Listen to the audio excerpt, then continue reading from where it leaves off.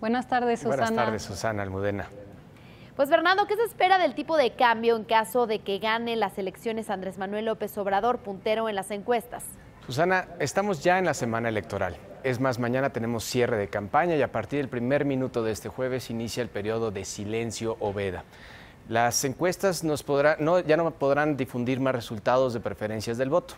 Los agregadores de encuestas que dan seguimiento a la intención del voto para la elección del presidente de la República de Oráculos estiman al día de ayer una amplia ventaja de Andrés Manuel con un 47% contra un 28% del candidato que le sigue.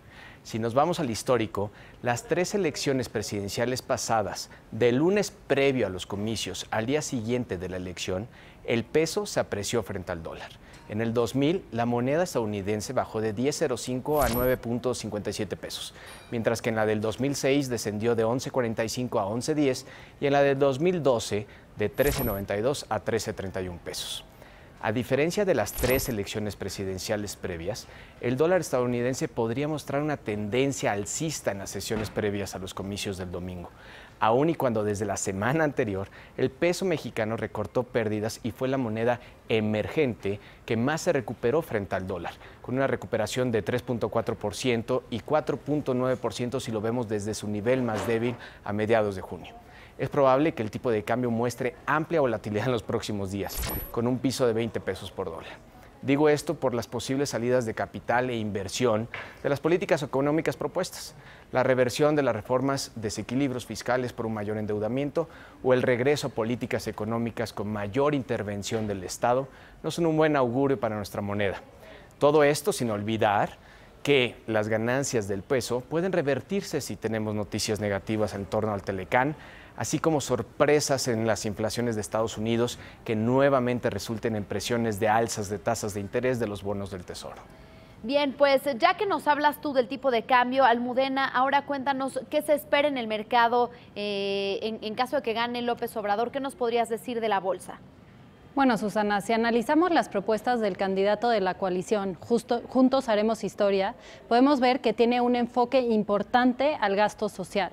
Por ejemplo, apoyará a las personas de la tercera edad aumentando al doble las pensiones, al igual que a las personas con discapacidad.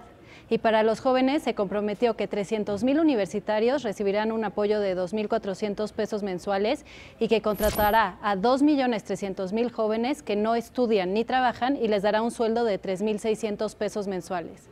Entonces, tomando en cuenta estas propuestas, podríamos esperar que el sector más beneficiado será el de consumo básico, con empresas como FEMSA, Walmex, Lala, Arca, COF, entre otras. Al mismo tiempo, será importante enfocarse en los fundamentales de las empresas y ver cuáles son las que tienen mayor capacidad de generar utilidades a pesar del entorno, es decir, que sean defensivas, ya que seguirá la incertidumbre con respecto a la renegociación del Tratado de Libre Comercio y podemos esperar una desaceleración en el crecimiento, ya que como vemos en la tabla, lo que generalmente ha pasado en el primer año de las nuevas administraciones es que el PIB disminuye. El economista de Finamex, Guillermo Abunrad, estima un crecimiento de 2.1% para este año y de 1.6% para el año que entra.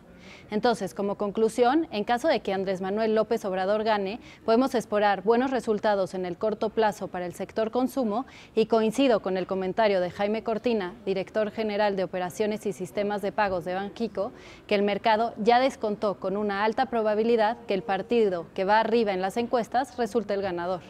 Bien, pues Fernando, ¿qué esperar entonces de los mercados en caso de que gane otro candidato? Es una muy buena pregunta, difícil de contestar por la amplia mayoría que lleva el puntero. Por un lado, la propuesta económica de José Antonio Meade tiene elementos fundamentales como preservar los pilares de la estabilidad económica, las reformas estructurales, conciliar y construir acuerdos institucionales. También Ricardo Anaya ha propuesto apostarle a un modelo económico que aproveche las tecnologías para que puedan impulsar el desarrollo del país. Todo lo anterior suena a que sería positivo para la economía y para nuestro mercado en el corto plazo, versus una visión económica de López Obrador que es considerada como retrógrada. El punto central y lo más importante que quiero transmitir es que a mi parecer que lo mejor que puede suceder en estas elecciones es mandar un mensaje al mercado de que en México gana quien tiene que ganar a través del sistema político que hoy tenemos en México, una verdadera democracia, quitando la idea del fantasma del fraude. En resumen, considero más importante respetar el voto que la ciudadanía emita que las propuestas económicas de los candidatos, demostrando la madurez que nuestro sistema electoral ha ido adquiriendo a través de los años. Esto considero será más eficiente para el mercado en el mediano y largo plazo. Bien, pues finalmente, Almudena, ¿qué nos puedes decir de la estacionalidad de la Bolsa Mexicana de Valores en junio? ¿Y qué ha pasado con esta tendencia en otros años electorales como este? Pues mira, Susana, la estacionalidad de la Bolsa Mexicana en el mes de junio, en los últimos 5 años, ha tenido una tendencia positiva. Podemos ver en la tabla que junio, julio y octubre son los meses que generalmente tienen rendimientos positivos, mientras que mayo, septiembre y noviembre son los meses en los que la Bolsa Mexicana tiene rendimientos negativos la mayoría de las veces.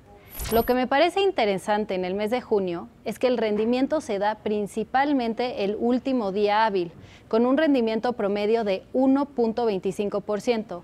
Al estar en un año electoral, si comparamos qué pasó el último día hábil de junio en los últimos 2 periodos de años electorales, en los que también fue candidato Andrés Manuel López Obrador, es decir, 2006 y 2012, coincide que se tuvo un rendimiento positivo. En promedio, la bolsa subió 1.34%. El año electoral más comparable con este es el del 2006, ya que las encuestas apuntaban a favor de Andrés Manuel López Obrador. Y en las acciones que más subieron ese año, el último día de junio, fueron Peñoles, Gruma, COF y Walmex, mientras las que más bajaron fueron Banorte y América Móvil. Ahora, si vemos el periodo de 5 años, el del 2013 al 2017, las acciones que siempre subieron y tuvieron mayor rendimiento en promedio fueron G-México, Banorte y Cemex, con más de 1%, y las de menor rendimiento fueron Aeroméxico, Autlán y LAB. Entonces, como conclusión, rendimientos pasados no garantizan los rendimientos futuros, pero la estacionalidad nos indica que junio será un mes positivo para la Bolsa Mexicana. Bien, pues mucho que platicar tendremos la próxima semana. Muchas gracias por el análisis, Almudena Ruiz y Fernando Obregón. Muy buenas tardes. Buenas tardes, Susana.